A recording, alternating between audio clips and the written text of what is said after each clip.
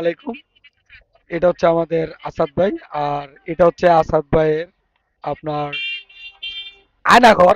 আয়নাঘর কেন বললাম, গলিটা অনেক চিপা, তারপরও আপনার এখানে উনি যেই সিস্টেমে আপনার ওনার চা স্টলটা তৈরি করছে আসলে অনেক নিখুঁত ভাবে।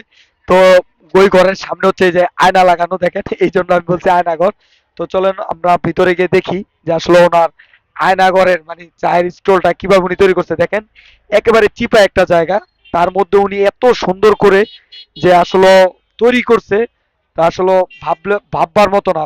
ভাবতে গেলে অনেক কিছুই যে দেখেন এই গলিটার ভিতরে। চলেন আমি আপনাদেরকে ভিতরে ওভারঅল সবকিছু দেখাচ্ছি।